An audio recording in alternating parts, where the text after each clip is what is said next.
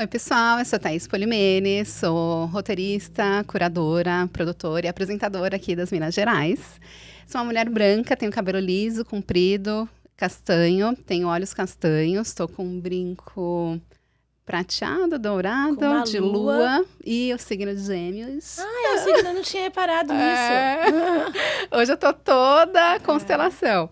Tô com um vestido também de lua e estrela, preto. Toda trabalhada na lua. Toda trabalhada.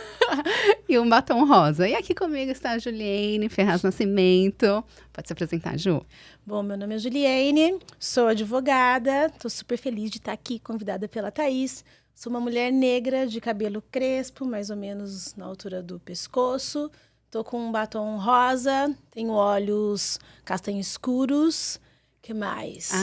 Tô com um brinquinho dourado, uma blusa verde estampada. Com tucano, flores. Toda tropicália.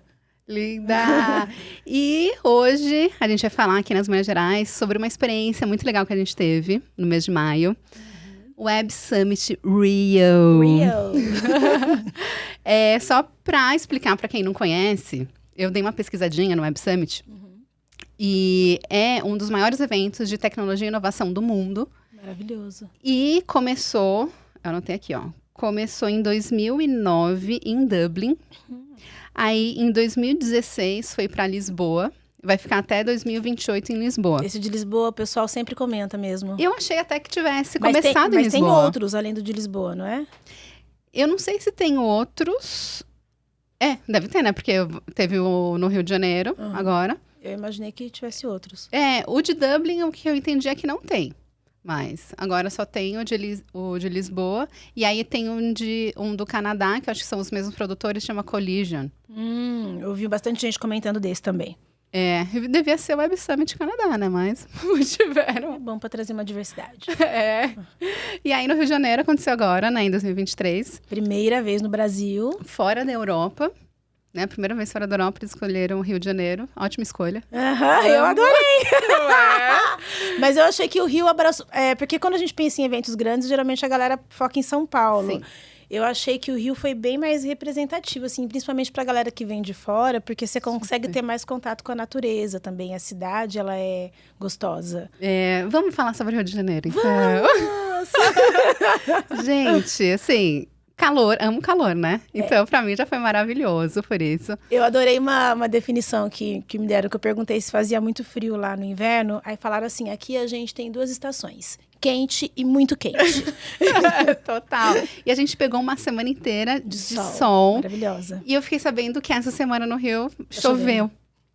Demos muita sorte. Demos muita sorte. E aí, o evento foi do dia 1º de maio até o dia 4 de maio.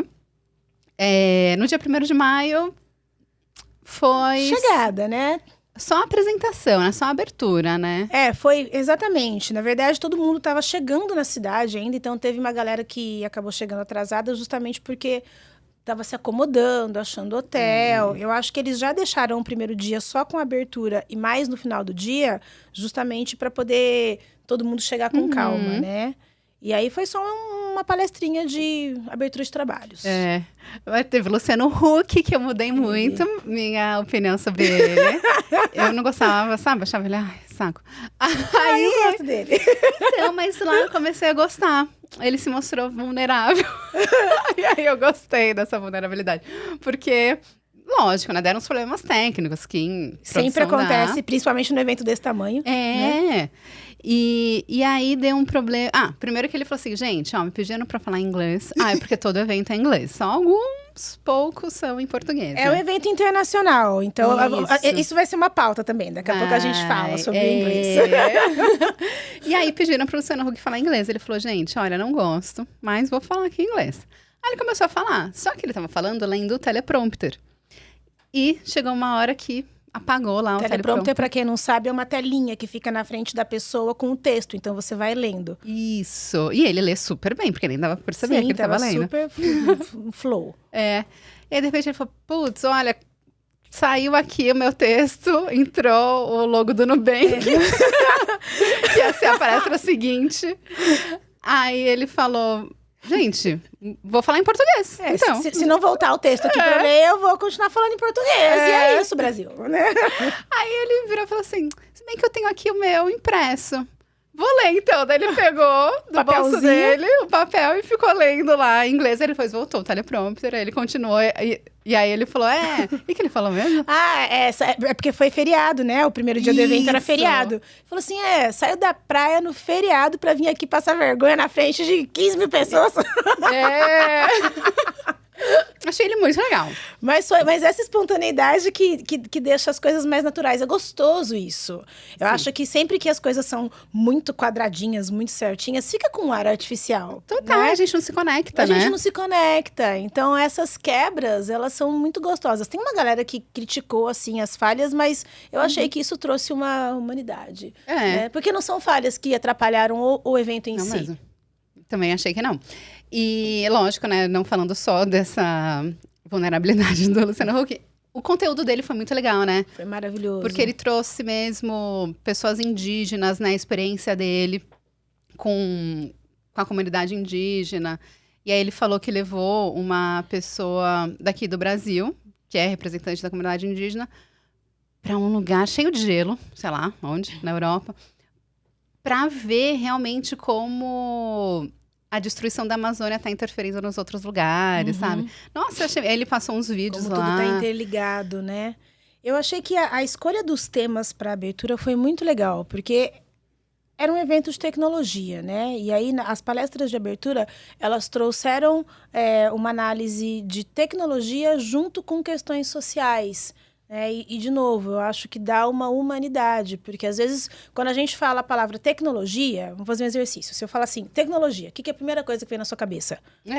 Um robô. Aparelho de celular, sabe? Exato. Essas coisas, aparelhos, né? Exato. E, na verdade, ela tá, assim, inserida no nosso dia a dia com um viés de transformação social, de melhora de qualidade de vida, tem vários outros aspectos. E eu acho que os temas que eles escolheram para abertura trouxeram um pouco disso, né?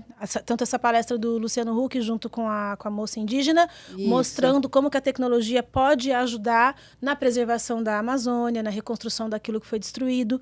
E também teve do Black Lives Matter, né? Com a Maju, também mostrando como que a tecnologia ajuda no levantamento de bandeiras que são necessárias, que a hashtag tá aí, foram 10 anos, né? Que ela falou, eu não sabia que era tanto tempo. Isso, que essa hashtag já existe há 10 anos. Eu imaginei que tivesse surgido agora com a questão do George Floyd, mas não, já existia. E ela trouxe uma questão super interessante também, dizendo, a gente não gostaria que isso fosse necessário, né? Mas considerando que tem pessoas negras que estão aí morrendo, apanhando e passando por várias situações desse tipo, então é necessário levantar essa bandeira. E a tecnologia fez com que a hashtag tivesse uma visibilidade muito grande e, consequentemente, fez com que as pessoas prestassem atenção nessa causa, né? A galera começou a conversar sobre isso. E as conversas são necessárias para que a gente comece a trazer as mudanças. Super. Foi uma visibilidade mundial e é isso também, né? Porque tem gente que fala, não é Black Lives Matter, todas as vidas importam. Sim, todas importam, só que infelizmente a gente tem que falar sobre Black Lives Matter porque tem pessoas morrendo por serem negras, né? Então, é legal essa conscientização, né? Exato. Que a gente tem e a gente só teve não, né? Mas assim, as redes sociais ajudaram muito nessa conscientização. Eu acho que eu, pelo menos, faz as coisas viralizarem, né? Eu consegui ter contato com isso por causa das redes sociais. Exatamente. Os videozinhos, né? A galera grava alguma coisa com o celular, taca numa rede social, levanta uma hashtag, puf. Nossa, genial. E teve uma análise que você fez do planejamento da abertura, que eu gostei muito, que você falou, olha, tem tudo a ver, que era para começar, acabou não acontecendo assim, mas o planejamento foi muito bom. Foi um planejamento da minha cabeça, né? Mas, vamos lá, a gente tá acreditando que foi assim. Conta como foi. Porque assim, teoricamente, eu acho que... Vamos explicar as coisas como aconteceram. Aparentemente aconteceu algum problema técnico lá. Isso ficou muito evidente para quem estava assistindo. Algum atraso de alguém, alguma coisa. Alguém que ia iniciar o evento não estava lá, alguma coisa nos bastidores não estava rolando. Então, a ordem que as coisas aconteceram ficou um pouquinho desconexa. Mas depois que todas as apresentações foram feitas, eu entendi, eu fiz uma construção mental. O que eu acho, foi ótimo. o que eu acho que eles gostariam de ter feito, né? Então, começou lá com o prefeito do Rio, fazendo um discurso, falando como foi receber o evento na cidade, papapá. Depois, as palestras trazendo esse link entre tecnologia e questões sociais. E depois teria o pitch das startups, porque algumas startups foram lá falar o que são os negócios, já mostrando também, né, o dinamismo da tecnologia, a diversidade de negócios que podem ser desenvolvidos. E tinha negócio de tudo quanto é jeito, né? De viés financeiro, alguns com uma pegada social também. Saúde. E no final, o encerramento teve lá, como é que chama a bateria que tocou? Ah, é verdade. Um bloquinho de carnaval tocou no final tá. e ficou um tititi para começar o happy hour. E o prefeito também avisou que vai ficar por mais alguns anos no Rio de Janeiro, né? O Web Summit. Teremos sessões aí nos próximos anos. Então, eu acho que a sequência ideal seria essa. Total. Mas... sabe-se lá, porque o evento começou com as startups. E ninguém entendeu, né? Ninguém entendeu nada. Você chegou, todo mundo entrou, sentou na cadeirinha, vai começar o Web Summit, vamos ver o que vai acontecer. E aí começa a aparecer várias startups fazendo pitch, sem um boa noite, sem um vamos abrir os trabalhos, sem explicar o que estava acontecendo. Então ficou um pouco desconexo. Super. Mas eu gostei muito dessa sua visão de como deveria ter sido. Eu acho. A gente começou falando assim, aposto que o Luciano Huck atrasou, daí eles tiveram que botar as startups, coitado, nem sabe se foi daí ele. Depois que eu comecei a gostar do Luciano Huck, eu tô defendendo ele, não foi? Não foi ele, não foi. Deve ter sido outra pessoa. E assim, aquela arquibancada, se alguém vir alguma foto da arquibancada, daquele palco principal, gente, tudo aquilo foi construído só pro evento. Gente, o negócio... Estrutura surreal, né? Surreal. E muito... muito bem estruturada, né? Tipo, dava pra perceber, assim, que tinha muito peso, né, naquilo, assim. Não era um negócio que você pisava e ficava balançando, não. É porque aquilo lá é tudo reto, eles levantaram uma sala, e aí tem que ter as acomodações, tem que ter a acústica, toda a aparelhagem. Não é simples fazer isso. Foi uma estrutura muito legal.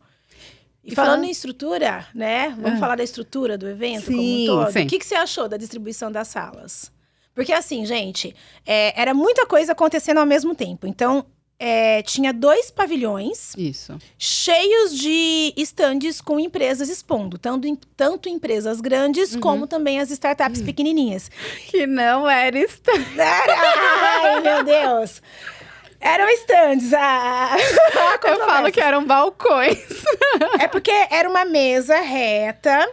E daí tinha uma plaquinha para cada startup ao longo desse balcão. Mas aquilo é um stand. A plaquinha caracteriza um stand, né? Isso, gente. E aí tinha as empresas grandes, que era aquele stand gigantesco, com buffet, servindo comidinha, prosecco, brindes, tananã, né? Você pegou algum brinde falando nisso? Eu peguei um caderninho e uma caneta. Tá, mas você teve que fazer algum jogo pra... Não, só porque tava rolando, né? Teve um jogo legal. Eu queria ter participado, mas é tanta coisa acontecendo que não dá tempo de participar de tudo. Uma empresa fez uma brincadeira que era assim, eles colavam um número em você, e aí você tinha que achar, no evento, outra pessoa que tivesse o mesmo número que o seu. E aí, só de ir lá pegar um número, você já se inscrevia para concorrer a um prêmio. E se você encontrasse a sua dupla... os 2 juntos deveriam ir lá e poderiam se inscrever para concorrer a um segundo prêmio mais legal. Acho que era um smartwatch, alguma coisa assim. Não sei. E eu achei super interessante essa brincadeira, porque fez com que as pessoas ficassem procurando, né? Você interage. E aí, alguém sabe onde que tá esse número aqui? Então... Mandavam no grupo, né? Estimulou o networking, eu achei. Que foi uma brincadeira muito feliz, porque... deu um empurrão pra galera realmente trocar, se conectar, conversar, buscar, perguntar pros outros se alguém viu onde estava o número. E um dos propósitos do evento é justamente a conexão e o networking, né? Exato, né? E você estava falando da estrutura, né? Que eram 2 pavilhões e aí no meio tinha a área de comida também. Exato, uma praça de alimentação enorme. E tinha também uma outra área que era das masterclasses. Isso. Não é? Tinha uma parte fechada, com salinhas pequenas. E daí, nas salinhas pequenas, eram as masterclasses. Então, assim, as palestras, elas eram divididas entre os palcos grandes e as salinhas pequenas. Nos palcos grandes, era uma média de 20 minutos cada palestra. Eu acho que a proposta é... A gente até falou sobre isso, Nossa, né? isso foi uma coisa que, pra mim, mudou muito minha visão de palestras. Porque, pra mim, foi muito diferente. Eu nunca tinha visto palestra de 20 minutos. Da Speed Palestra? Não é pra gente se aprofundar. Não. É pra gente saber o que tá acontecendo e depois ir pesquisar. Pra mim ficou muito clara essa proposta. Que várias palestrinhas de 20 minutos com palestrantes de diferentes países. Pra mim, o objetivo foi mostrar a visão que a galera tá tendo sobre aquele tema. Então, cada um fala um pouquinho, cada um dá a sua opinião ali e pronto. Não é pra você descascar o tema e super aprofundar nele. A proposta não é essa. É ver tendências de mercado, né? E aí eu gostei, porque eu fui, tipo, imagina, não vai dar pra fazer nada em 20 minutos. E eu percebi que dá, pra caramba, nossa, dá pra ter muito conteúdo. E nas salas pequenas, já aprofundava um pouco mais, né? A Masterclass era mais ou menos uns 40 minutos, algo assim. Eu vi uma Masterclass, você viu? Eu vi 2. A primeira eu não consegui, porque ficava uma fila enorme e a sala comportava em torno de 100 pessoas. No evento tinha o quê? 15 mil pessoas? Acho que 20 mil, 20 mil pessoas, exato. Então, uma salinha de 100 nada. Inclusive, eu tive que mudar minha programação no meio do caminho. Porque você tinha escolhido muito Masterclass e Roundtable, né? Tinha. Eu peguei ali a programação das palestras, selecionei tudo que eu queria assistir e algumas eram grudadinhas. Por exemplo, uma acabava às 2 horas e a outra também começava às 2. Eu falei, beleza, eu saio aqui, dou uma corridinha pro outro e assisto. Mas não é assim que funciona, porque nos palcos grandes você consegue fazer isso. Mas se for na Masterclass, pequenininha, deu o limite de 100 pessoas, fecha a porta e ninguém mais entra. Então, 30 minutos antes, você já tinha que ficar lá na fila para poder assistir. Isso. E Roundtable, eu não fui nenhum. Eu fiquei frustrada no primeiro, depois eu entendi a dinâmica. Eu fiquei inconformada no primeiro, porque o Roundtable é para 15 pessoas. 15. São 15 cadeirinhas, aí você coloca um fone... E o microfone, ele passa na mão de todo mundo. Tem ali o palestrante, né? A pessoa que vai levar o tema. E a proposta é interação. Então, todo mundo vai perguntando e vai conversando. Por isso que é pequenininho. Claro, né? Não dá pra fazer isso com 100 pessoas. Não dá pra fazer, pessoas. Exato. E aí, no primeiro dia, eu cheguei no horário que começava. O negócio começava, sei lá, 11 horas. Às 11 eu tava lá, mas as 15 cadeiras já estavam ocupadas. E aí eu falei, mas como que eles me colocam um negócio com 15 cadeiras num evento de 20 mil pessoas? Que absurdo, fiquei inconformada. Aí no segundo dia, como eu já tinha entendido a dinâmica, cheguei meia hora antes e consegui participar. E aí, quando todo mundo colocou os fones e o microfone começou a rodar na mão de todo mundo, e eu vi a riqueza que isso traz, porque as pessoas que estão participando também... são representantes de empresas, são pessoas que estão atuando no mercado e cada um trazia a sua vivência sobre o tema. As perguntas que eram feitas para o palestrante, né, para a pessoa que estava lá, eram feitas muito num lugar de comigo acontece isso, o que você acha? Com você acontece isso também? Então você tem, assim, muita troca, muita vivência. Que legal isso. Eu achei sensacional. E quanto tempo tinha que estar na fila antes? Meia hora? Uns 30 minutos antes dava. Tranquilo até, né? Tranquilo até. Aí você faz amizades na fila. Quer dizer, eu geminiana que sou essa pessoa que tá na fila, olha pra trás e começa a conversar com a pessoa. E você sai com ótimos contatos. Até porque, como eu falei, um dos objetivos do evento é networking. Então, né? E uma coisa legal... Peraí, antes da gente falar disso, você tinha perguntado da estrutura. O que você achou da estrutura do evento? Pavilhões e tal? Eu gostei. Inclusive, eu estava conversando com um amigo, ele disse que no de Lisboa são em torno de 7 pavilhões. Gente, eu não Falei, sabia eu já disso. vi. E daí é uma questão minha. Sou um ser ansioso. Aliás, quem não é hoje em dia, né? Convenhamos. Então, me dava um pouco de desespero ver aquele monte de coisa acontecendo e eu sabia que eu não conseguiria participar de tudo. Total. Né? Eu já fui pro evento sabendo, né? Quando você vê que tem 3 palestras acontecendo ao mesmo tempo, você tem que escolher uma pra ir. Então, eu já sei que eu vou perder. Mas, na hora, me bateu uma ansiedade muito grande, porque eu queria estar em todos os lugares ao mesmo tempo. Foi um pouco atordoante, assim, esse boom de informações. Porque eu queria passar nas startups para poder ver o que tem de negócio novo. Eu queria ver as palestras, eu queria conversar com as pessoas, eu queria aproveitar a acomodação, porque a gente escolheu um lugar super gostoso para se hospedar. Sim, foi ótimo. Tinha uma jacuzzi sensacional. Então, eu queria fazer várias coisas ao mesmo tempo e fiquei, não dá.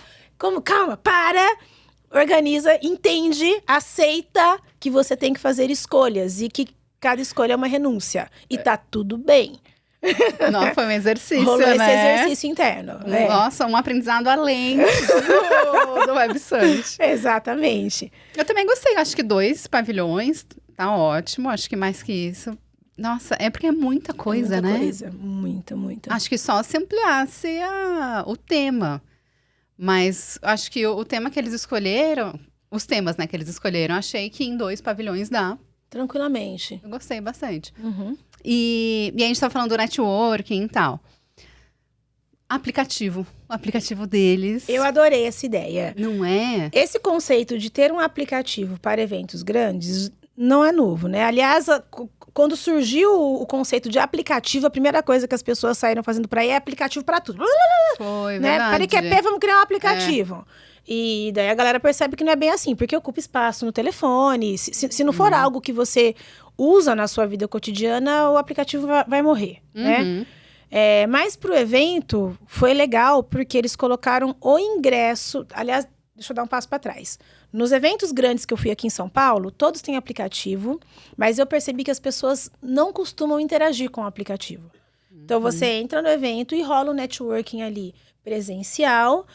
Dentro do aplicativo tem a opção de você ver quem também está no evento, chamar a pessoa para conversar, mas você chama a pessoa, não responde. Sim. Você vê que tem, assim, umas propostas. Aí eles pensaram assim, vamos incentivar as pessoas a usar o aplicativo, vamos trazer uma gamificação. Gamificação também é outro modismo aí, né? E aí, quem se conectar com mais pessoas ganha estrelinhas e no final do evento ganha um prêmio. Então, uma caneta. Aí a galera começou a trazer o conceito de gamificação para os aplicativos de evento para ver se isso era um incentivo para as pessoas usarem ali o negócio para se conectar, enfim. E não funciona, tá? Não funciona. Agora, qual que foi a sacada do Web Summit? O teu ingresso está dentro do aplicativo. Você necessariamente precisa se cadastrar no aplicativo até o final, porque daí o seu ingresso vai ficar disponibilizado lá dentro. E para você entrar no evento no primeiro dia, você mostra o ingresso dentro do app e acho que um documento, e daí você pega o crachazinho. Então, obrigatoriamente, todo mundo tem que se cadastrar, né? Nos eventos em São Paulo, você percebe que, às vezes, até as startups que estão expondo, elas não preenchiam todo o perfil. Falava, nossa, deixa eu saber mais sobre essa empresa. Não tem lá o Instagram, o site, porque, sei lá, ficou com preguiça de preencher, não lembrou, não sei. No Web Summit não tem esse risco. Porque se você não passar por essa etapa de preenchimento, você não pega o ingresso, você não entra no evento. E Acabou. aí, no crachá tem o QR Code. E quando a gente lia o QR Code, ia pra página da pessoa que você estava falando. Então, aí a gente já podia se conectar. Na hora. E aí, depois, a gente podia exportar. Você já exportou os seus contatos? Não fiz isso. Aí a gente pode exportar.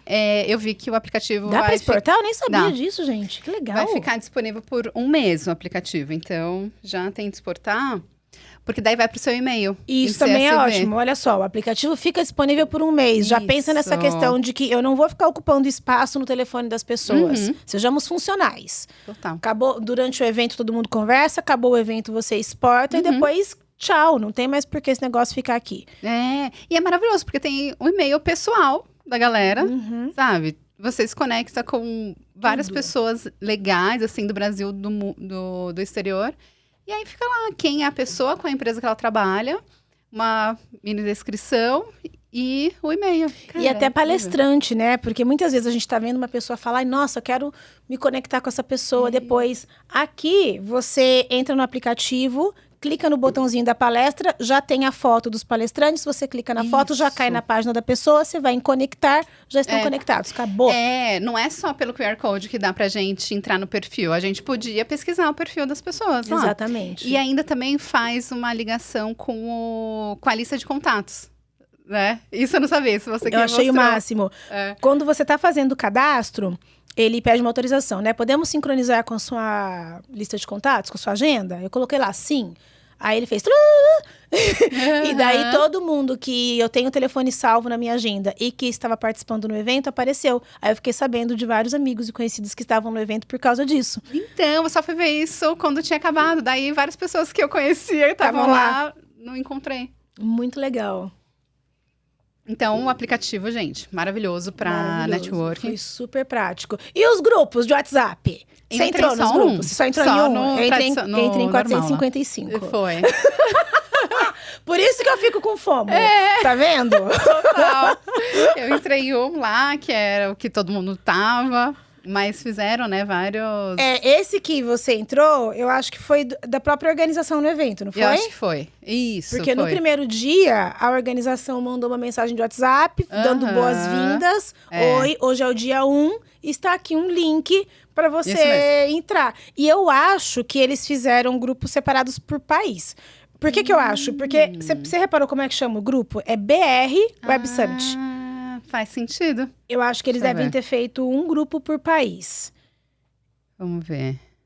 Então, esse foi o primeiro... Aqui, ó. BR, enfim. Não, esse é o do single.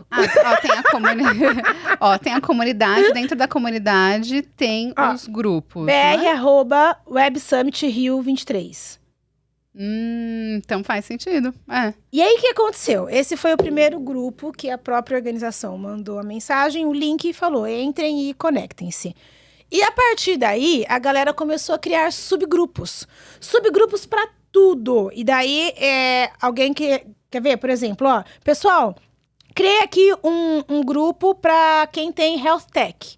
E aí mandava o link do novo grupo, dentro desse primeiro grupo, e todo mundo migrava para lá. Aí fizeram um outro para investidores, fizeram outro para fintech. E começaram a criar vários subgrupos focados em nichos específicos. E aí a galera mandava o link, quem tinha interesse ia entrando. E fizeram um grupo para as pessoas solteiras que querem se conectar e estão lá no evento. Pois esse foi um dos primeiros, Foi um dos primeiros. A galera não perde tempo, né? Quem tá solteiro e também quer se conectar. Botaram lá o Web Summit Single e era o grupo que mais bombava. Porque eu entrei em vários, de todas as categorias. E o grupo que ficava 24 horas mandando mensagem sem parar era o dos solteiros, gente. Hormônios, galera. E a galera fazendo networking e fazendo... negócio, viu? No grupo de solteiros. Muita gente se paquerando, mas muita gente também falando dos negócios. Entrando pra fechar negócio. Exatamente. Nossa, fiquei interessado, vamos conversar. E é isso. Falando isso, você entregou pra menina que tinha esquecido a necessária dela? Entreguei. Olha só como... Uma menina mandou no grupo dos solteiros uma mensagem falando: gente, fui embora e esqueci uma necessaire dentro do Uber. Por favor, se alguém morar no bairro X em São Paulo e não tiver voltado ainda, né, pega pra mim. Daí era mais ou menos perto de casa, eu falei, eu pego pra você. Aí ela me chamou no privado, né, explicou direitinho, passou o contato do Uber, o Uber deixou lá pra mim, peguei a necessaire dela, encontrei ela no metrô, devolvi, já ficou super feliz. E assim criam-se conexões. Pois é. Né? Nossa, muita coisa. E falando já em solteiros, happy hours. Vai ter um happy hour dos solteiros aqui em São Paulo, na sexta-feira da semana que vem ou na outra? O pessoal do grupo já marcou. Mas eu sei que não foi essa a sua pergunta, mas enfim. Eu acho que quando sair o videocast já vai ter passado. Já então saibam passado. que passou um happy hour. Mas lá no Rio, na verdade, só foi em happy hour porque você é super conectada na tecnologia. Eu não conhecia ninguém na tecnologia. Graças a Deus fui com a Ju. E aí fiquei sabendo de vários happy hours e foram muito legais. Vamos falar dos eventos paralelos ao Web Summit. Isso. O Web Summit é o evento principal, todo mundo foi para a cidade para participar dele. Só que a gente fica lá... Que horas que começava? Tá? Umas 9, 10 horas? Acho que umas 10. Começava às 10 e ia até umas 7, mais ou menos. Eu acho que as palestras iam até umas 5, mas o evento ia até umas 7, Teve um dia que expulsaram a gente? Que horas que era aquilo? Acho que era umas 8. A gente estava sentado com o pessoalzinho ali conversando e aí os seguranças começam já a pedir, por gentileza, você pode se retirar do ambiente. E aí, lembrando que o Rio Centro, que é onde acontece o Web Summit, não tem nada em volta. É longe, é fora de mão. E seria muito legal se eles promovessem algumas coisas lá dentro do Rio Centro. Então, por isso que a gente ficava lá até 8 horas da noite conversando e tal. Porque todo mundo comendo, tá no evento, sabe? Você cansou. Você senta ali pra comer um negócio, outra pessoa senta, já começa a conversar. Se tivesse uma musiquinha, todo mundo já ficava por lá mesmo. E aí, por isso que a gente ficava até tarde. Por que será que eles não fizeram coisas lá no espaço Acho que mesmo? eles nem pensaram, né, nisso. Eu até primeiro pensei, barulho, mas não faz sentido. Não. Tem show de madrugada naquele lugar. Barulho, acho que não. Super podia deixar, enfim. Então, como por volta das 7 horas eles fecham o espaço, acabam as palestras, os estandes fecham e o segurança te manda embora, a galera tá animada, né? Querendo fazer conexões. E aí começam os eventos paralelos, que são vários eventos privados. Então tem o happy hour oficial do evento, que cada dia foi em um lugar. E aí só entra quem é do evento, você precisa mostrar ali o documento, né? E tem também os happy hours que as empresas, os grupos fazem, né? A gente foi num que era do Banco do Brasil. Isso, nossa, o Banco do Brasil foi muito legal. Foi muito legal. E enfim, tem vários grupinhos aí que vão fazendo happy hours específicos. Teve um de investidoras aqui de São Paulo, que era focado para mulheres investidoras e startups que tivessem sócias mulheres e estivessem procurando investimento. Então, teve um happy hour ali para a galera se encontrar, né? Poxa, eu quero investir, você quer ser investida, vamos nos encontrar aqui no Rio, tomar um drink e bater um papo. Então, esses eventinhos paralelos, eu acho que eles são essenciais para fechamento de negócio. Porque é um outro clima, né? É outro clima, é petit comité, as aquela pessoas estão mais abertas. É pequeno, é selecionado, você já vai com um objetivo, é um ambiente descontraído, porque você tá ali conversando, tomando um negocinho. Isso. E assim dá para conversar tranquilo e fazer as conexões. Do Banco do Brasil eu gostei muito. Eu conheci uma menina que trabalha com tecnologia. Onde? Na Único, que eu não conhecia. Eu até me conectei com ela para trazê-la aqui para as Minas Gerais, porque é super difícil encontrar mulheres na tecnologia. E conheci também 3 meninas que estudam no César, lá de Recife, e a gente vai lá para Recife fazer um curto-circuito. Daí eu comentei com elas, nossa, me avisa, não sei o quê. E também conheci os programas do Banco do Brasil, que eles têm o Women in Tech, né? Que é um programa, pelo que eu entendi, para estimular as mulheres a entrarem na tecnologia. E, gente, na cobertura do Hilton. Foi chique. Eu mandei pra uma amiga minha que ela adora essas coisas. Ela, nossa, tá, que chique. Não sei o que. Foi demais. Foi muito gostoso. Outro que eu gostei foi do WeWork, que também... Silicon Drink About. Isso. Esse evento, eu acho que tem no Brasil todo, mas aqui em São Paulo tem com frequência. Eu fui uma vez em São Paulo só. E aí, no Rio, foi lá no WeWork, porque não é sempre, né, no WeWork, é em qualquer lugar, Eu acho que eles vão fazendo cada vez num lugar diferente. Eu gostei muito, porque a gente conheceu também várias pessoas, né? Inclusive, eu senti que deu para fazer mais contatos nos eventos paralelos do que no Web Summit em si. Porque no Web Summit a gente tá correndo de um lado pro outro, e a palestra e não sei o quê. E era aquela coisa, né? Eu vi uma palestra aqui, daí eu tava cruzando o evento para ir para o outro palco. No meio do caminho, já achava uma pessoa conhecida, começa a conversar, daí essa pessoa te apresenta para outra, aí de repente você olha para o lado, tá tendo um café ali no stand de não sei quem, você para para tomar. É muita informação. É muita informação, muita informação. A gente fica cansada, né? Por causa das informações que a gente vai recebendo. É um bombardeio, assim. Uma doideira. E aí, a Karen, que tem aquela empresa de... EAD, sabe? De plataforma EAD. Sei. Ela vem para São Paulo, ela vem aqui nas Minas Gerais, já marquei com ela. Então, você vê? Cara, eu amei esses eventos paralelos. E eu acho que no evento paralelo você também conversa em paz, falando por mim, né? Porque não tem mais nada acontecendo, é só aquilo. Então eu consigo sentar e de fato me conectar com a pessoa que tá ali comigo. Isso. No evento que tem várias coisas acontecendo, eu quero conversar com a pessoa, eu estou ali presente, mas ao mesmo tempo a minha cabeça tá assim, estão acontecendo outras 10 coisas que eu também queria estar vendo. Eu quero ficar aqui, mas eu não posso ficar muito tempo porque eu preciso ver a outra coisa também. Então a cabeça não para. Nossa, não para. Gente, assim, eu tô me recuperando até hoje, porque... No último dia eu tava cansada. Nossa, muito. Mas não é nem cansada assim de nossa, tô fazendo exercício, corpo cansado. Não é fisicamente. É mentalmente cansada. A bateria social, ela começa a se desgastar, assim. Tem um momento que você precisa ficar um pouco em silêncio, sem falar com ninguém, sem ouvir barulho, para poder se reenergizar, né? Para recarregar. E é uma coisa que a gente fez, que eu indico, foi pegar uns diazinhos, ficar no Rio Ele não faz nada. Sim, teve uma vez que eu fui pra praia, eu falei, nossa, eu podia levar um livro e ler na praia. Eu falei, não, vou só olhar pro mar.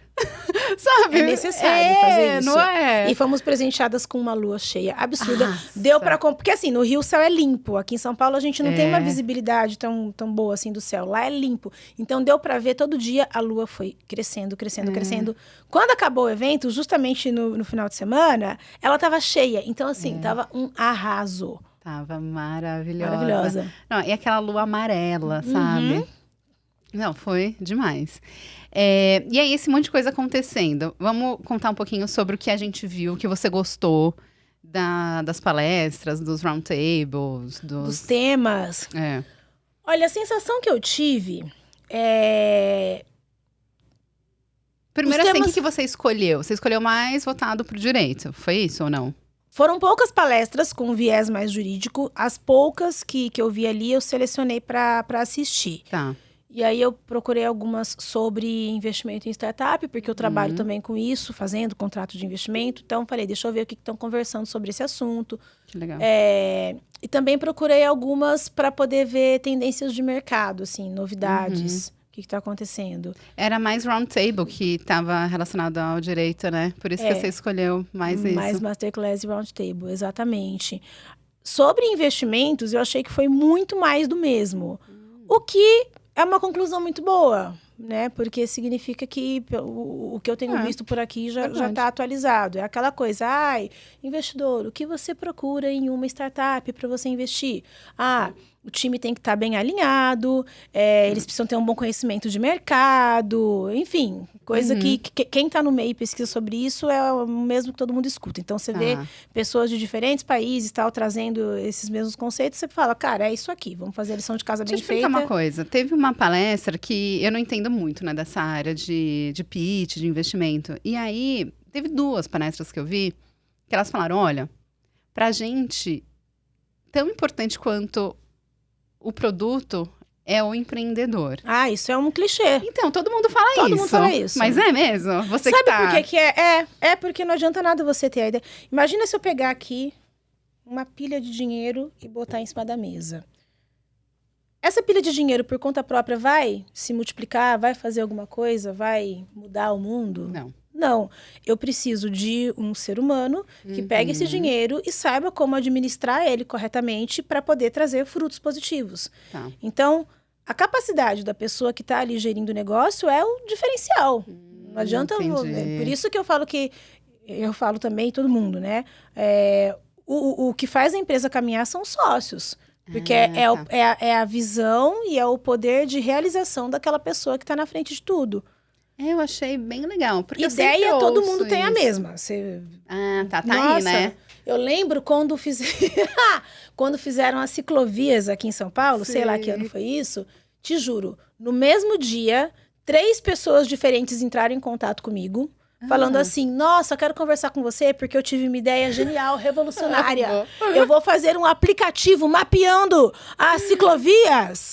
E isso não existe, eu vou ganhar muito dinheiro, vai ser sensacional. E só eu tive essa ideia. Entendi. No mesmo dia, 3 pessoas diferentes me ligaram com a mesma ideia. Quem vai ter o poder de realização, de realmente montar um negócio, ser um aplicativo que funciona legal, conseguir fazer com que as pessoas tenham interesse de baixar isso, que as pessoas usem, conseguir monetizar... É o empreendedor que vai fazer isso acontecer. É verdade. Né? Total, as ideias estão aí. As ideias estão aí. Então, realmente, eles investem na pessoa. Até teve uma das meninas, Gina, eu acho o nome dela, que ela comentou que um dos pontos... Eu também sempre bato. Bate o microfone. Um dos pontos do pitch é você falar por que você é a melhor pessoa... para fazer o que você está propondo. Legal. Falei, nossa, é isso, né? É isso. Não é só apresentar o que você está fazendo, é você também.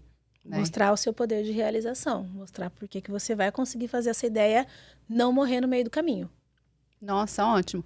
E sobre investimento, eu não vi muitas palestras de investimento, eu vi só dessa que é investimento em mulheres, né? Que foram essas 3 pessoas, cada um de um lugar. Tinha Estados Unidos, acho que México, Brasil. E acho que foi só essa que eu vi.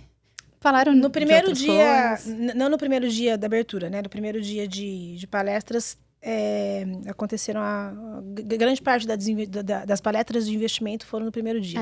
No primeiro dia eu assisti relacionado à inteligência artificial. E aí, como é que foi? Nossa, foi muito legal. Até anotei aqui, galera. Deixa eu ver aqui. Uma das... primeiro que eu queria falar... A primeira palestra que eu queria falar da Bienal. A pessoa foi Antônio Lessa, que ele é da Bienal São Paulo. E foi a única palestra das 300, não foi 300, mas das muitas que eu vi, que citou o termo economia criativa. Olha só! E, cara, tecnologia tá dentro da economia criativa. E ninguém, não teve nada, assim, falaram de criatividade, mas sobre economia criativa não. E ele falou, olha, a gente fomenta algumas obras, tal, isso é muito importante para movimentar a economia criativa.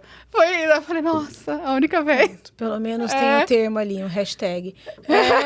Isso. E foi bem legal a palestra dele, ele falou como funciona a Bienal São Paulo, eu não sabia. Por exemplo, eles têm doações, aí eles têm lei de incentivo federal, estadual e municipal, e também eles alugam o prédio da Bienal para outras coisas. Olha. Eu não sabia que era da Fundação Bienal São Paulo, aquele prédio. Eu achei que fosse da prefeitura, tá lá no Ibirapuera, né? Mas não, eles fazem essa locação para eventos. E aí ele falou que a próxima vai ser do dia 6 de setembro a 10 de dezembro. Quero muito ir, porque eu gostei muito, assim, de como ele falou, da curadoria. E a Bienal de São Paulo é a segunda maior do mundo. Olha só. A primeira é a de Veneza. E aí, sobre criatividade. Eu vi uma palestra do Alain Sylvain, que era o que importa mais, criatividade ou timing. Eu queria ter ido nessa. Eu separei ela, mas não deu tempo. O que ele falou? Foi muito legal. Ele deu exemplos, né? Eu gosto quando as pessoas explicam por exemplos. E aí ele falou, Beatles. As pessoas fazem tatuagem, inclusive esqueci de avisar, a gente tem uma tatuagem no pulso direito, tá escrito Let It Be. Aí ele falou isso, as pessoas fazem tatuagem. Tem feriado, deve ter lá na Inglaterra, né? Feriado dos Beatles. Nossa, eu não sabia que tinha feriado dos Beatles. Também não. Tem dia lá que é feriado. E aí tem os produtos dos Beatles. Cara, como eles conseguiram? E aí ele fala que não é apenas ter a criatividade que eles tiveram de criar música e fazer as músicas que eles fizeram. Foi o timing que eles estavam encaixados naquele tempo, que naquele momento as pessoas precisavam ouvir o que eles criaram. E aí a televisão também ajudou a expandir, né? Que acho que foi quando a televisão começou a ficar mais popular.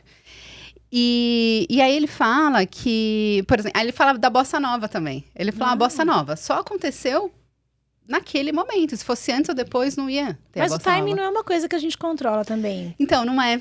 E aí ele fala isso. Sorte. Então, ele até deu algumas dicas, assim, que a gente tem que analisar a cultura que a gente está inserida para ver se aquela cultura vai aceitar o que a gente está criando. Faz sentido, né? Aí a gente tem que analisar. Aí tinha mais alguma coisa, um segundo item, e tinha o contexto da época. Então, ver se nesse momento as pessoas estão preparadas para o que a gente criar. Ou às vezes você está fazendo uma coisa que realmente é disruptiva e a ideia é ser isso mesmo, ser pioneiro. Também, só que aí talvez não tenha tanta fama ou sucesso quanto se for no momento, porque eu acho que muitas pessoas... eu acho que a gente pode dar o exemplo do Gurgel, você sabe a história do Gurgel? Não. Então, era um cara, né, que ele fez esse carro elétrico. No Brasil. Tá bombando agora. Exato, mas ele fez... Lá atrás. Acho que, sei lá, na década de 60. Eu lembro que até o Silvio Santos entrevistou ele, sei lá, na década de 70. Proposta. E aí, as montadoras meio que... Eu não sei muito bem a história, né? Mas o que eu ouço, assim, é que as montadoras fizeram que... Colocaram barreiras pra que não entrasse. E o cara, meio que entrou em depressão, morreu, sabe? Nossa. Eu lembrei agora uma vez que eu vi uma palestra da Ana Fontes. Ana Fontes, da Rede Mulher Empreendedora. Isso. E aí ela falou que chegou a criar um site que o objetivo era as pessoas compartilharem experiências positivas com as empresas, que se chamava Elogia Aqui. Isso. E não deu certo, não deu match com o mercado. Pouco tempo depois, surgiu o Reclame Aqui. Uma outra pessoa fez. E o Reclame Aqui, bombou. Eu não sei se hoje em dia tá tão em alta, mas eu lembro que teve um período que ele era bem famosinho. Super. Todo mundo costumava consultar antes de fazer alguma compra, né? Realmente, as pessoas aderiram. Olha. E não sei se tem um pouco a ver com essa questão de timing, mas também de entender... Talvez o que está no inconsciente das pessoas, o que conecta... Por que o Elogie Aqui não conectou e o Reclame Aqui conectou? Eu acho que tem a ver, por exemplo, com a cultura. Né? As pessoas estavam preparadas para reclamar. Exato, é isso que está gritando, né? Então, talvez o timing esteja um pouco ligado a entender o que é esse inconsciente coletivo para poder dar um match. Nossa, é muito isso. E aí, por exemplo, o carro elétrico, hoje em dia ninguém fala que não é importante, mas lá na década de 60... Era importante, mas não estava no time, sabe? Então, ele tinha criatividade, mas ele não tinha o time. Olha só! Não é? Eu fiquei, nossa, olha, faz muito sentido. E eu lembro que, dando um depoimento pessoal aqui, quando eu trabalhava no meio corporativo, eu estava numa equipe que era bem criativa. Então, a gente sabia das tendências que estavam rolando e tal. E a gente ia apresentar lá pro presidente da empresa. E a gente uma vez apresentou, nossa, acho que foi 2007, assim, uma campanha que daria como brinde lá uma sacola retornável. Que na época também tá super na moda agora. E agora tá super na moda. Na época tava começando, tal, não sei o quê. E aí o presidente, não tem nada a ver isso, não sei o que era, né? Vamos dar, sei lá, quis dar uma furadeira, não lembro o que era. Aí, nossa, de verdade, assim, esse foi um dos motivos por eu ter saído da empresa e ter procurado, né, outra coisa, porque eu falei, nossa, nada que a gente mostra que é o que tá rolando, ele aceita, ele coloca lá, vai mais no mesmo.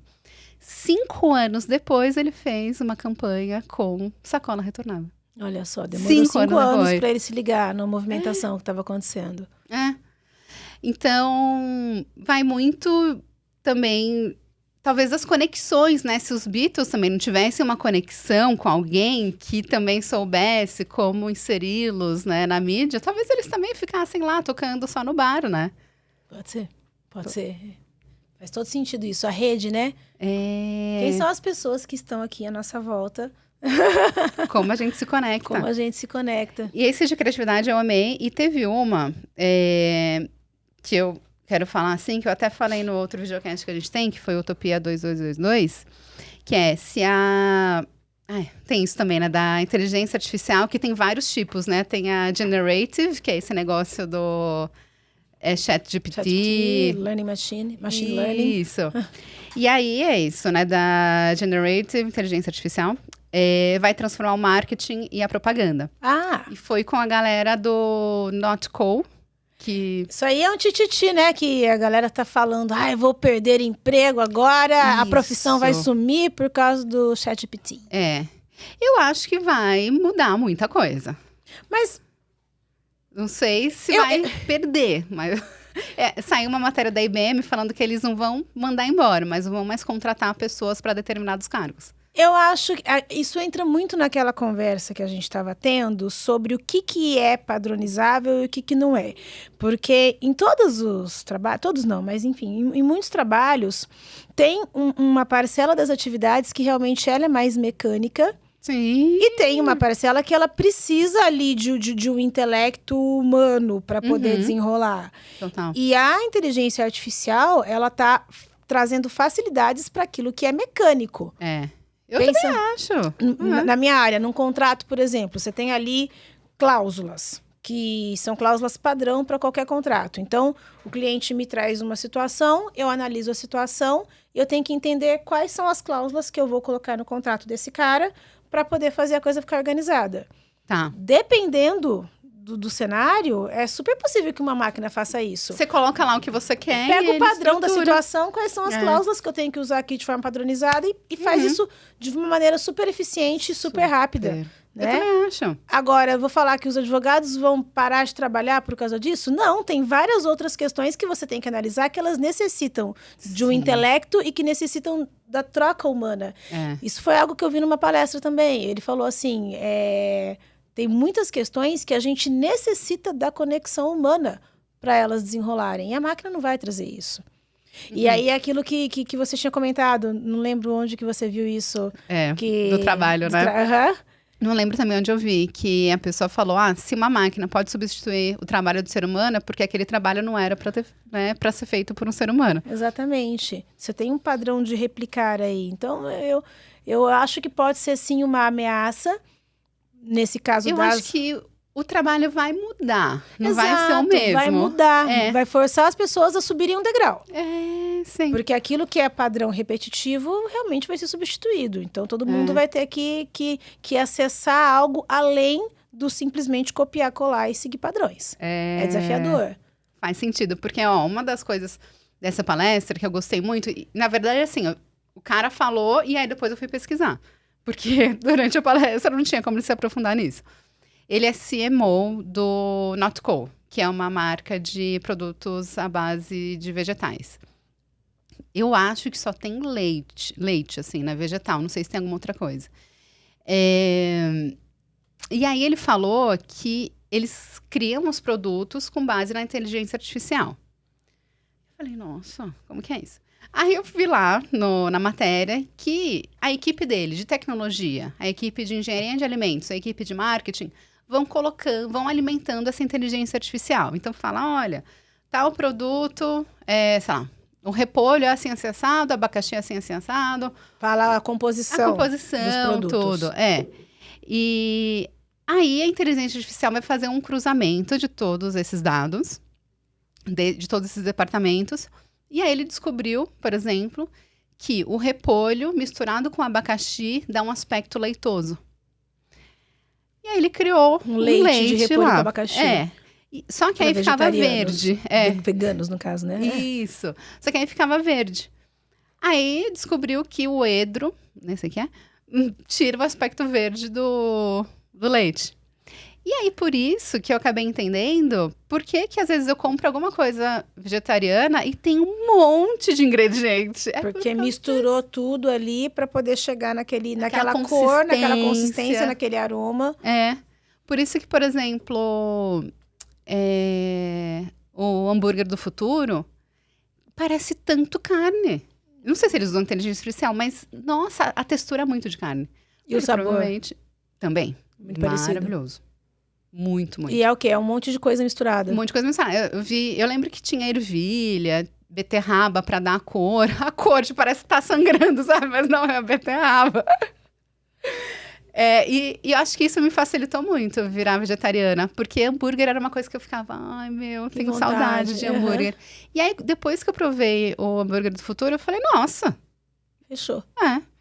Eu lembro... Até lá no Web Summit tinha, isso eu achei muito legal, tinha muitas opções vegetarianas. Tinha mesmo. Não é? E aí eu comi não era falafel, era um negócio lá que tinha uma linguiça. Mas, nossa, era muito parecido com linguiça era normal. Quê? Era linguiça vegetariana, vegana. Mas não se sabe a composição. Não se sabe. Tá. Deve ter ervilha, edro, abacaxi. Repolho. Mas eu fiquei... Eu sempre fico, ai, meu Deus, será que é mesmo? Uma vez eu fui comer no Outback uma costela vegetariana. Caraca! Gente, o negócio desfiava. Eu ficava, que medo, será que é mesmo? Eu adoro carne de jaca. Primeira vez que eu comi coxinha de jaca, eu fiquei apaixonada. Também, eu fiquei, não é possível. O lance da comida vegetariana é o tempero, né? Nossa, gente... Total. Quando é bem feito, caraca, que coisa boa. Eu tenho vários temperinhos em casa, bem isso. E aí ele falou isso, né, fui pesquisar e tal, e ele também falou que a campanha publicitária deles foi feita por meio de inteligência artificial também. E aí que eu queria entrar quando você fala de inserir lá as informações para fazer um contrato. Então, eles fizeram uma campanha com fotos de animais com aspecto velho. Como que iria ser feito isso? A pessoa ia lá pegar um programa, sei lá qual, de primeiro fazer um 2D, depois fazer um 3D, e aí depois criar... Só colocou, olha, quero uma galinha com aspecto velho, não sei o quê. Pronto! Apareceu. Porque sabe, tipo, dá um trabalho você fazer essa coisa mecânica, burocrática. Mas precisa de alguém para pensar numa campanha assim. Exato. E para escrever lá o que realmente quer, para sair exatamente o que você está pensando, né? Exatamente. Então o trabalho muda, mas não vai deixar de existir, né? Vai rolar uma reformulação aí das coisas. O que não tenho uma opinião formada ainda sobre isso, mas num primeiro momento, seguindo essa linha de raciocínio que a gente está desenvolvendo agora, eu acho que é um empurrão para a evolução mesmo, porque as pessoas vão ser obrigadas a se revisitarem e acessar uma parcela de criatividade, um nível intelectual aí maior, para você realmente acessar esse lugar aí de vou pensar na campanha que faz sentido e a máquina executa aquilo para mim de forma mais fácil. Nossa, muito mais. Porque imagina quanto tempo demoraria para fazer uma campanha dessa. Exatamente. Semanas. Exatamente.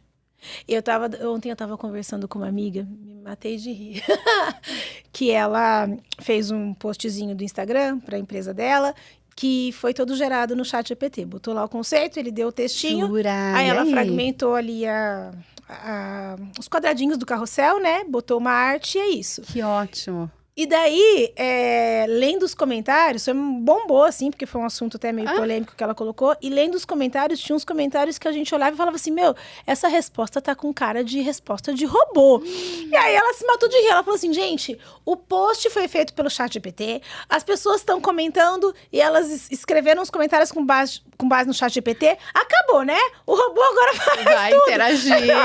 Faz tudo. E ela comentou que uma vez acho que ela estava completando 3 meses de namoro, alguma coisa assim.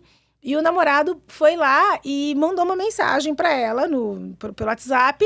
Uma mensagem fofa, falando, ai, que bom que a gente tá 3 meses junto. Mas ela conhece o cara, sabe como que ele se expressa. Ela olhou a mensagem e falou assim, meu, não foi você que escreveu isso aqui, você botou no chat GPT, né? Aí ele deu risada e falou assim, poxa, mas pelo menos eu tô aqui demonstrando carinho. E realmente, ele pegou o robozinho ali emprestado pra conseguir se expressar melhor, pra usar uma sentença melhor estruturada, palavras bonitas que ele, num primeiro momento, entre aspas, não conseguiria fazer. Por que eu falo entre aspas? Porque será que se ele parasse, realmente se dedicasse pra fazer, não ia sair? Será? Sim, ia. Não sei.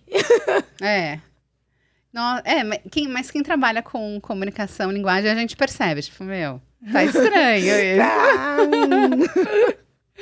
E teve mais alguma que você viu, que você lembra? Teve uma muito legal, foi um roundtable sobre tecnologia e diversidade. Eu acho que nesse mesmo dia também esse tema foi abordado em outros palcos, mas o legal do roundtable é porque tem aquela dinâmica que eu comentei de todo mundo participar. Então, eles trouxeram essa questão de que a máquina reproduz alguns padrões, né? E se essa máquina é programada por pessoas que têm as mesmas características, né? Vulgo homem, branco, cis, né? Você pega conceitos que estão no inconsciente desse tipo de pessoa e a máquina acaba também reproduzindo esses padrões inconscientes que podem trazer aí algumas discriminações. Por isso que é importante você ter uma diversidade de pessoas trabalhando com essas programações, porque você vai trazer aí padrões inconscientes de muita gente e matamos aí essa possibilidade de ter uma máquina racista, preconceituosa, misógina ou qualquer coisa assim, não é? Isso me lembra uma outra, aí foi na Masterclass que eu vi, sobre etarismo. Que também tem isso, né? A gente tem que ter uma diversidade de idade. E aí surgiu a dúvida. Mas é ainda importante a gente dividir por gerações? Geração X, Y, Z, Alfa, sei lá qual. Eu nem mas sei, tá? gente, as letras. E aí, geralmente você fala, melhor não dividir, porque a divisão cria muros e aí não tem uma interação. Mas a pessoa da Box 1824, que é uma consultoria de inovação e tal, que pesquisa o comportamento dos jovens de 18 a 24 anos, ela é CEO, Paula.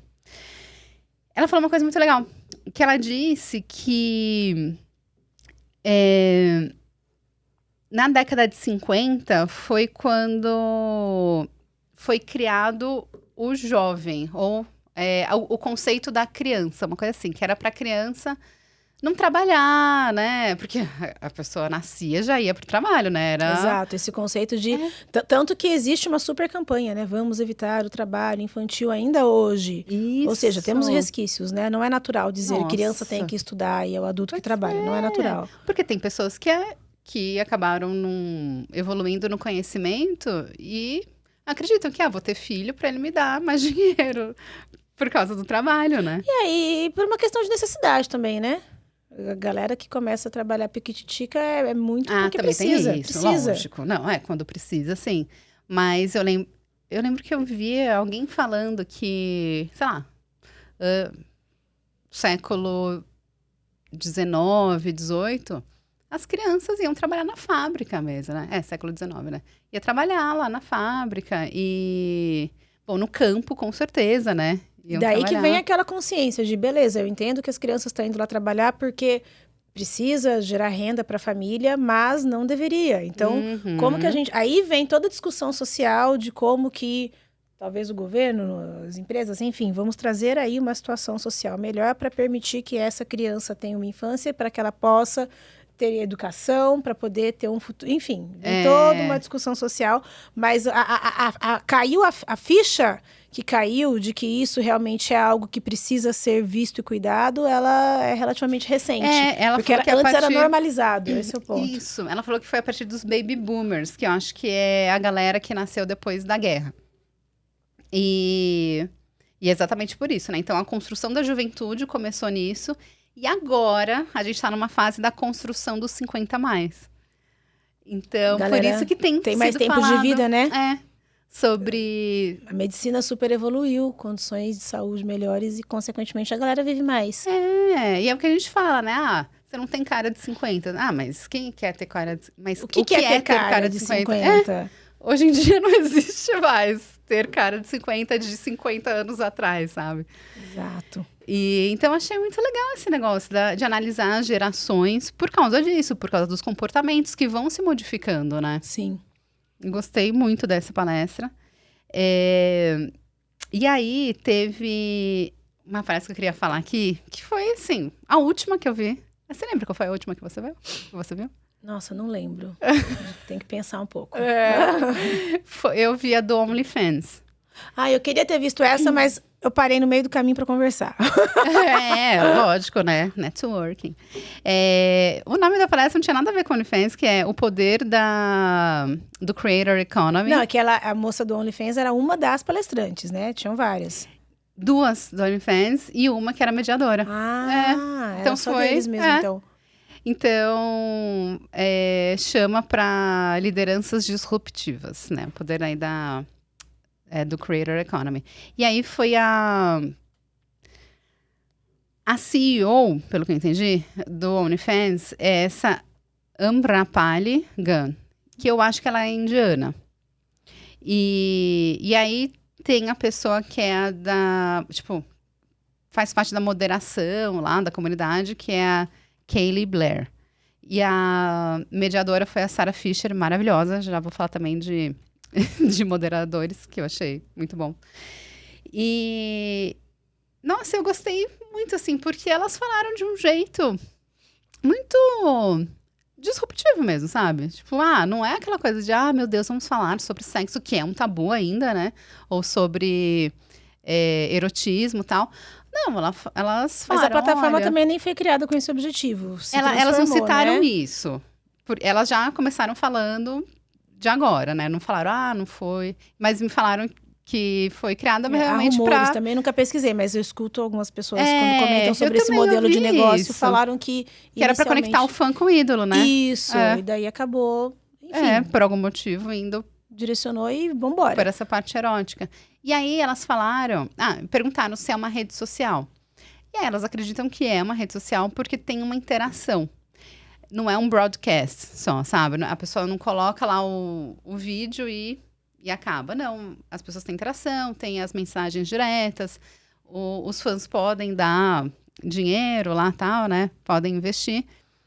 E é uma coisa muito importante que ela falou que não é nada criptografado, tudo não passa por eles, mas tudo é moderável, sabe? E desde as mensagens diretas, tudo. Então, achei isso muito importante. Essa questão da moderação, ela é muito complicada, porque é super trabalhoso também, né? Muito trabalhoso. Eu me lembro que eu comecei a trabalhar com internet na época que surgiu a internet, né? Que era tudo mato. É, isso. E sei lá que ano que foi isso, gente.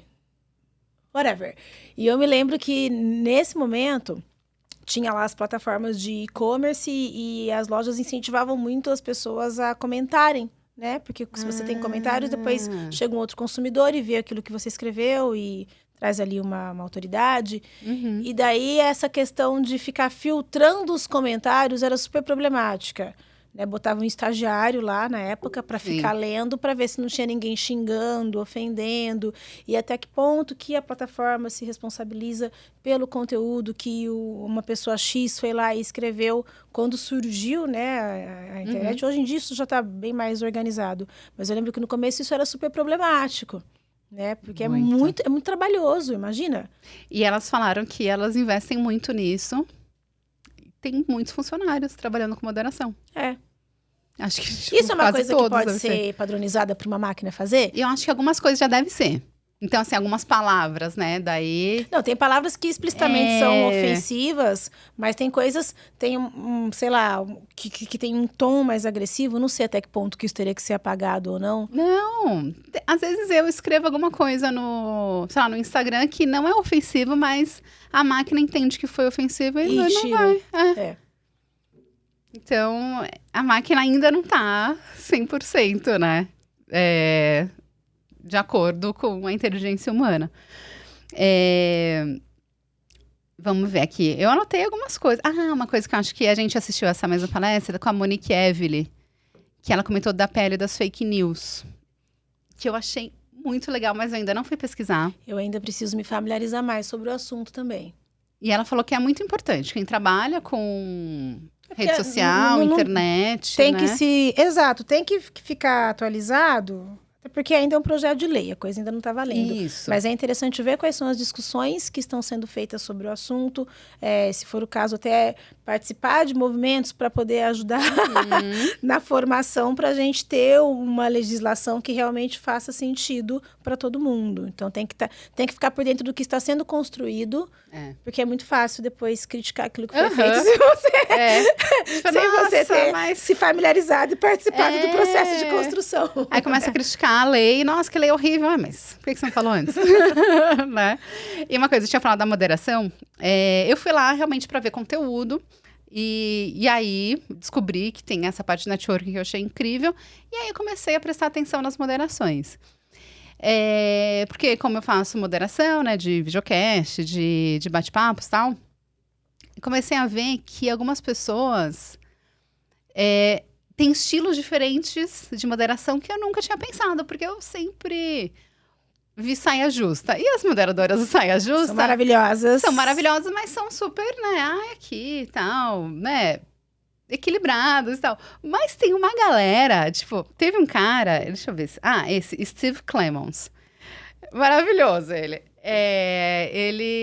Ele fez uma moderação naquele Central Stage. No principal, né? No principal. E aí, depois, ele participou de um bate-papo em um standzinho lá no meio da... Nem foi naqueles palcos grandes. Foi um stand bem pequeno sobre... Table, pequenininho? Não, era um stand menor. Eu não lembro o nome desse stand. É um palquinho menor. Mas aí ele foi como participante. E aí, quando ele foi moderador, ele chegou dando um show. E eu sou aqui com não sei quem, e que não sei o que lá. E eu sou o Steve Clemons. Apresentador! Showman. Eu falei, nossa, que legal. Gostei. E essa menina da Axios, que fez a moderação do OnlyFans, Sarah Fisher. Eu achei ela, nossa, muito centrada. Então, ela já chegou, já falou quem era, tal, não sei o quê. E aí ela ia anotando muita coisa, a pessoa falava, ela anotava, daí eu ficava, nossa, mas por que ela tá anotando? E aí no final... depois. Não, no final ela falou, bom, então hoje a gente aprendeu isso, alguns pontos que maravilhosa, um resumão. Não é? Maravilhosa!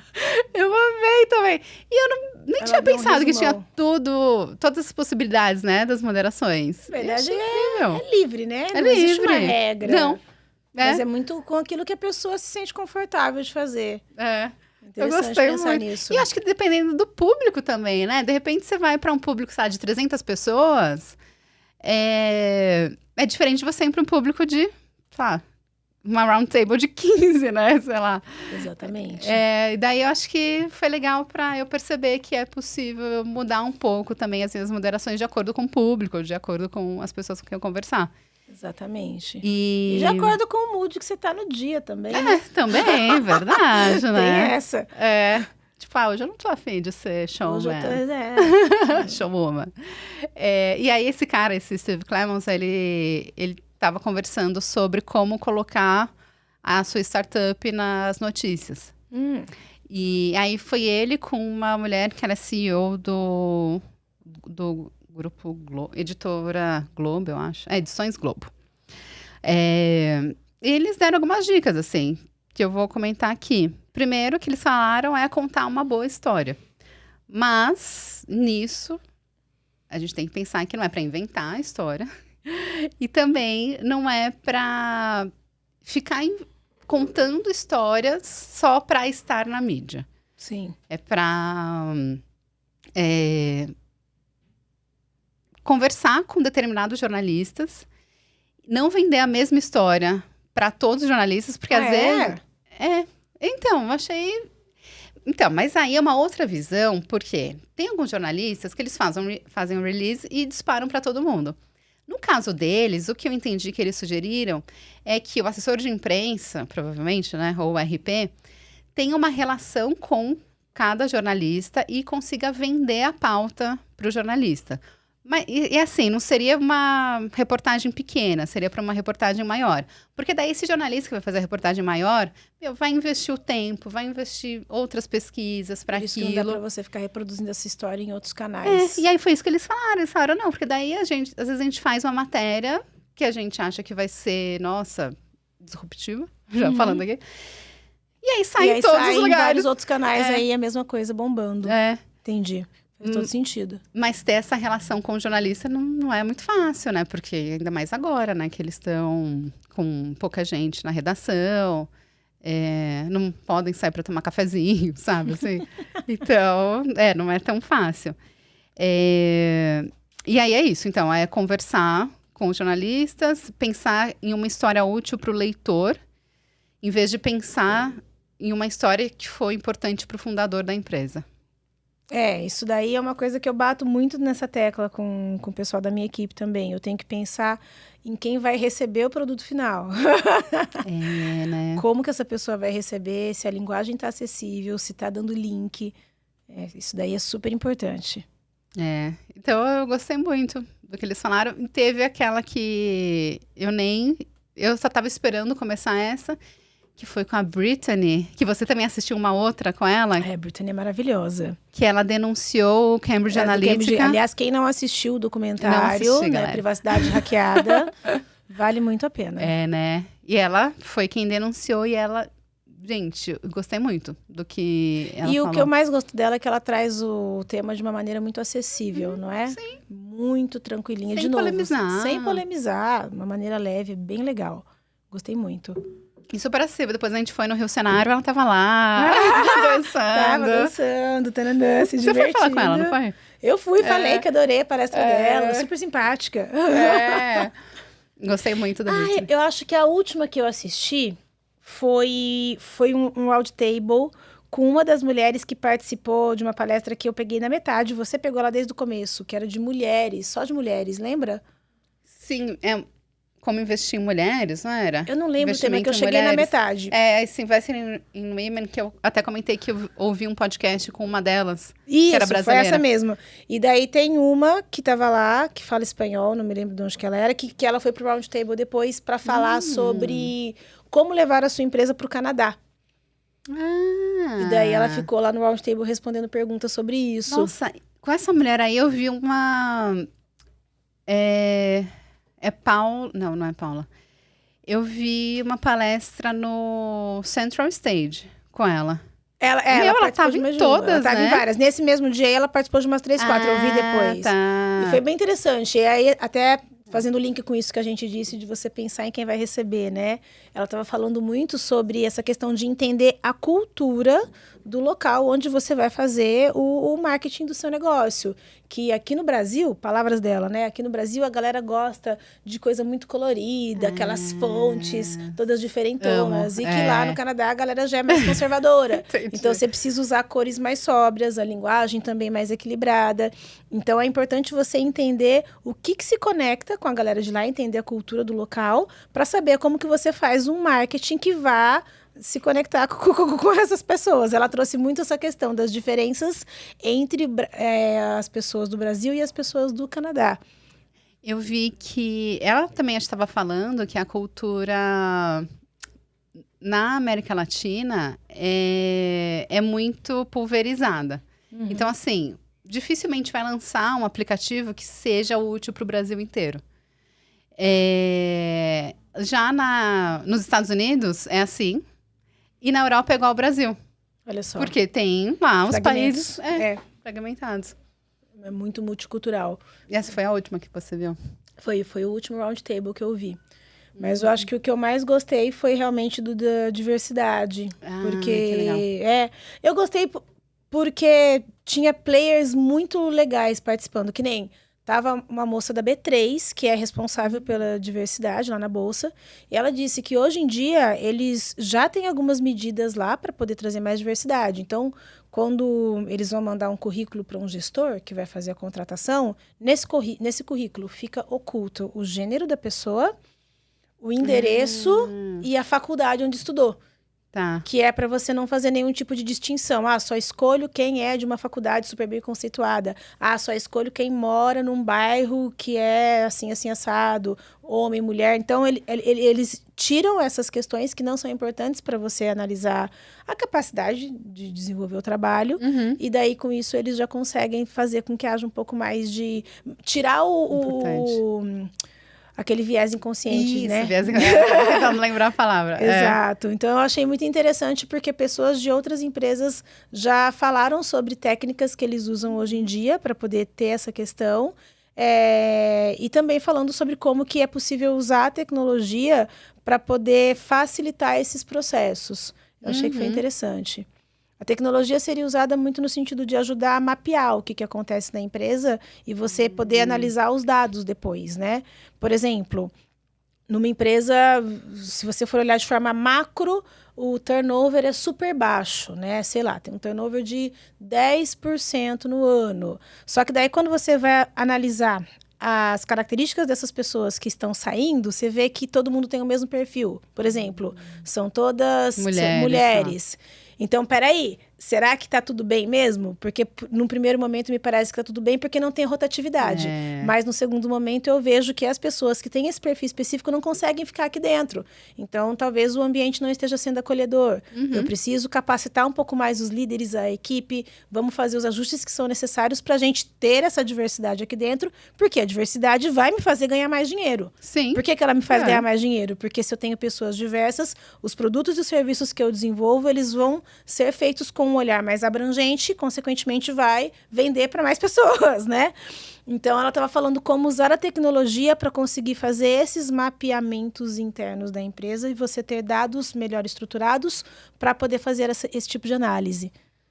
Nossa, uma visão não muito... é sensacional. E era tudo gente de mercado falando o que eles estão fazendo dentro das empresas deles. Por isso que o Roundtable foi legal. Roundtable não foi nenhum. Por causa dessas trocas. Eu acho que também não tinha tantos temas. Eu acho que eu só tinha escolhido um Roundtable. E aí eu vi que ia coincidir com alguma outra coisa que eu queria ver. Aí eu falei, não, vou ter que ficar meia hora antes na fila, então eu vou nessa outra. Exato, isso daí também dá uma bodeadinha. Eu acho que muitos do que eu queria mesmo ver tava nos palcos maiores. Que era de criatividade. Teve uma que eu vi no artificial. Sebrae, essa foi toda em português, inclusive. Aliás, vamos falar sobre essa questão da língua, que é legal. Boa. Mas rapidinho, teve uma que eu vi no Sebrae que eu achei maravilhosa, que ela trouxe muito uma reflexão, assim, o que você quer da vida, né? Foi literalmente isso.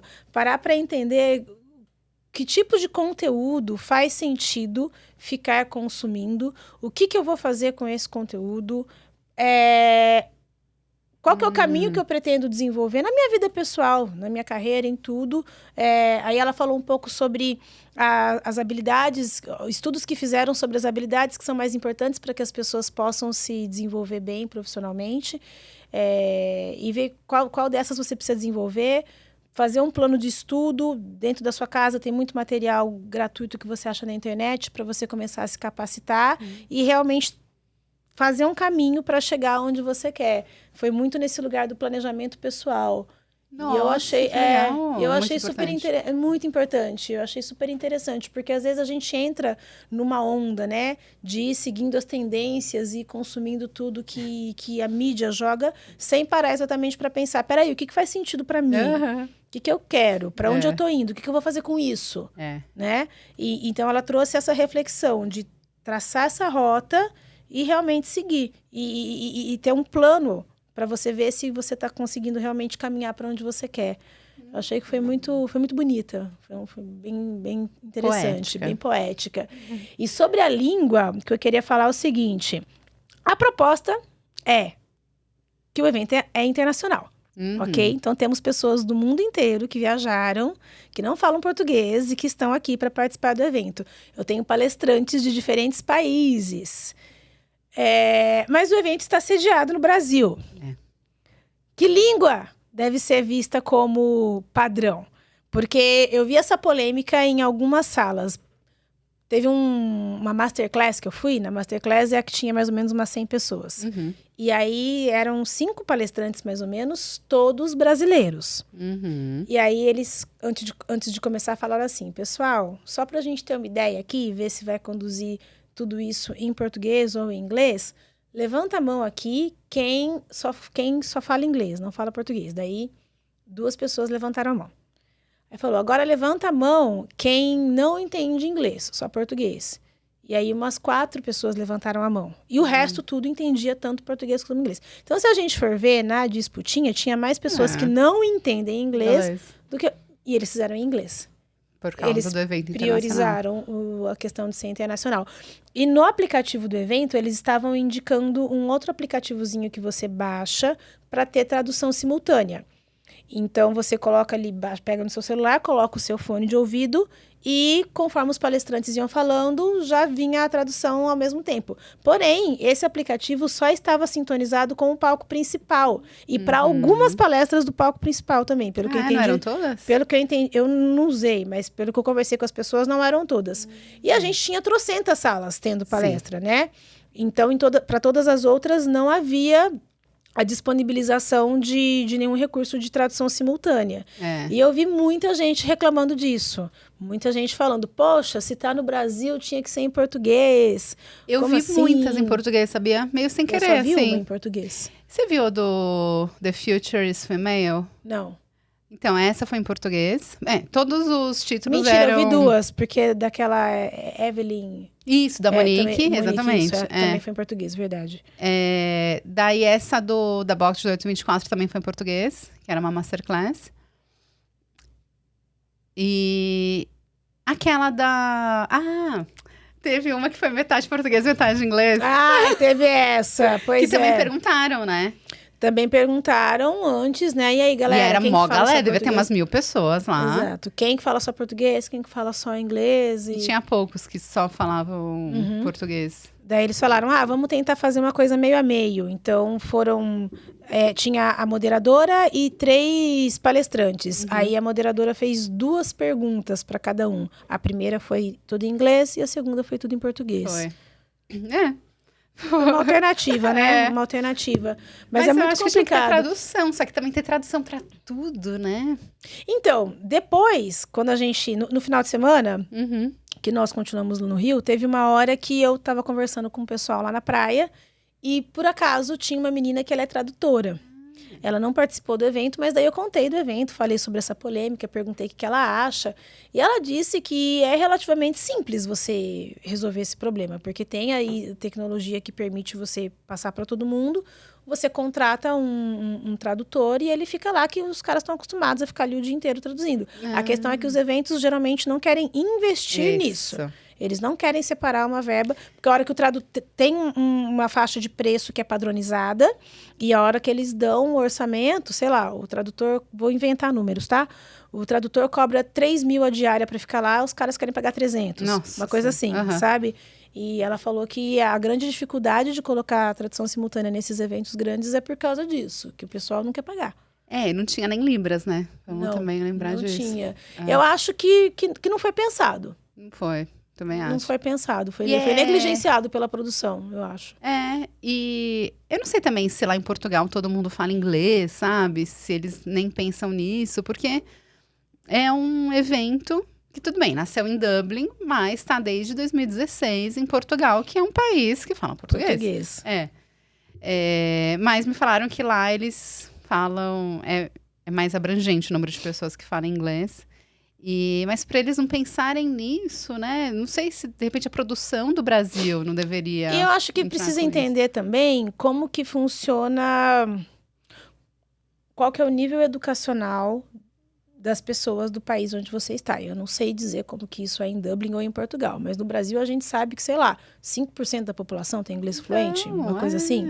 Não é comum, não é acessível. Se você trouxer... Por mais que o evento seja internacional, padronizar tudo em inglês, de certa forma, é tirar o acesso a muitas pessoas. Isso, exatamente. E eu não sei se em outros países a realidade é assim também, que às vezes a galera, desde pequeno, já cresce aprendendo duas línguas. Não sei. Tá? Mas aqui no Brasil, é incomum você ter uma pessoa que fica confortável com um dia inteiro, 5 dias, tudo em inglês. Porque a gente tem que mudar a chavinha. Nossa, é difícil. E foi um tema, né? Foi um tema que surgiu, todo mundo não, mas algumas pessoas falaram, nossa, mas todas em inglês, será que é melhor falar em português? Então, se foi um tema que algumas pessoas falaram, é importante tem que ser eles visto observarem. No próximo evento, né? Então, já estamos a 5 minutos da nossa finalização. Eu só queria dar uma dica aqui, para quem não conhece o Rio de Janeiro, e for no próximo Web Summit Rio, e for lá no Rio Centro, provavelmente vai ser, a gente teve muita dificuldade de descobrir onde ficar. Sim. Então, como já descobrimos, a gente vai falar para vocês, fiquem perto do Rio Centro. A gente ficou perto do Portão G. E deu para entrar pelo Portão G. Então, eu acho que nas próximas edições também vai dar para entrar pelo Portão G. E aí é só atravessar a rua lá, tranquilo. Na verdade, o caminho da pesquisa que a gente fez foi o seguinte. Primeiro, onde vai ser o evento? Pega um mapa, joga o endereço no mapa, abre... E necessariamente pegue uma coisa que está ali perto. Né? No Booking, acho que dá até para você ver. Quando você joga o endereço do lugar onde você quer, ele já mostra quais são as acomodações disponíveis ali em volta. Eu acho que o Airbnb deve fazer isso também. Tem. Os aplicativos hoje todos fazem isso. Então a gente teve esse cuidado. E também reservar o lugar com bastante antecedência. Sim. Porque se a gente está falando de um evento gigantesco, que tem gente do mundo inteiro vindo para cá, se for deixar para reservar 2 semanas antes, vai estar tudo cheio mesmo. Sim. Né? Então tem que se organizar. E lá não fica perto da praia, né? Não, é longe de tudo. Até o taxista falou, o cara do Uber, quando deixou a gente lá, falou assim, nossa, vocês estão indo pra longe de tudo. Por que vocês vão ficar hospedados aí? A gente falou, porque tá perto do evento, dá pra ir a pé. Aí ele, entendi, faz sentido. Aí eu lembro que a gente também ia almoçar, né, antes de fazer o cadastro. Aí a dona do Airbnb que a gente tava falou, nossa, tem um restaurante pertinho daí. Bacana, né? Então tá bom, vamos lá. Daí eu coloquei lá no Uber, 10 minutos de Uber. Então, não é tão pertinho aí assim. A gente perguntou lá pro pessoal da portaria também do prédio, tem algum restaurante mais perto? Eles, nossa, aqui não tem nada perto. Tem nada lá em volta.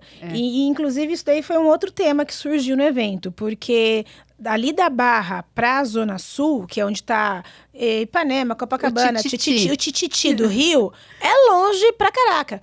Dá, assim, 1 hora sem trânsito. É um negócio surreal. E daí, os happy hours oficiais do evento foram todos na Zona Sul. Então, você passava o dia lá no Rio Centro, no evento, e à noite, pra ir no happy hour oficial, você tinha que pegar um transporte, andar 1 hora, dava lá, sei lá, um valor alto de Uber. Pensando em ida e Não. volta, devia dar uns 200 contos. 100 reais pra ir, 100 reais pra voltar. Então, tinha muita gente no aplicativo falando, pessoal, tô indo lá pro Happy Hour, tô indo lá pra Zona Sul. Quem quer dividir Uber? Quem quer dividir não sei o quê? A galera conversando muito sobre isso. Não sei por que eles deixaram tudo longe assim, se é porque lá perto do Rio Centro não tem. Mas eu acho que é importante ficar esperto com isso também. Se no do ano que vem eles seguirem esse mesmo padrão de fazer o evento lá na Barra e os happy hours na Zona Sul, tem que saber que vai uma grana aí de deslocamento. E teve gente que ficou na Zona Sul, então era, gente, uma hora pra ir, uma hora pra voltar. Teve gente que ficou hospedado na Zona Sul. Para os happy hours ficava fácil, mas para ir pro evento... E aí teve até um rapaz que a gente conversou falando, nossa, mas não fica caro... Ele estava hospedado, acho que no Leblon, Ipanema, né? E aí eu falei, não fica caro para você vir aqui pro evento todo dia? Daí ele, não, eu pego um BRT, que são os ônibus que tem, dá R$4. Então ele demorava 1 hora para chegar até o evento, mas não gastava R$100 em cada perna. Demorava o mesmo tempo, às vezes, talvez menos, porque eu acho que deve ter um corredor lá do BRT. Né? Tem um corredor e pagava Baratex. Então, fica aí a dica também. E aí depois a gente continuou na Barra, mas a gente foi um pouquinho mais para perto da civilização. E a gente ficou perto da Rua Olegário Maciel, assim, só para vocês terem uma ideia, a Rua Olegário Maciel é uma rua que tem muita coisa. Cheia tem de os barzinho, bares, um do lado do outro, o movimento. Então, ficar por lá é legal, né? Se for quiser ficar sair na Barra, eu acho que é bom ficar perto da Olegário, que tem mais vida, e né? tem praia. Tem praia. Porque o resto, pelo que eu percebi, ali na Barra é tudo muito residencial. Sim. Então você fica, assim, isolado. Não dá pra você andar, nossa, que cafezinho bonitinho, senta, aproveita turistando. Não dá. Né? Mas durante o evento, onde a gente ficou, foi ótimo, né? A Ju super aproveitou também o condomínio. Eu adorei. A gente pegou um condomínio maravilhoso. Ilha Pura, né? Ilha Pura chama, que é onde os atletas ficavam hospedados nas Olimpíadas. Linda estrutura, jacuzzi, academia. Pista Aproveitei menos do que eu gostaria, mas foi ótimo.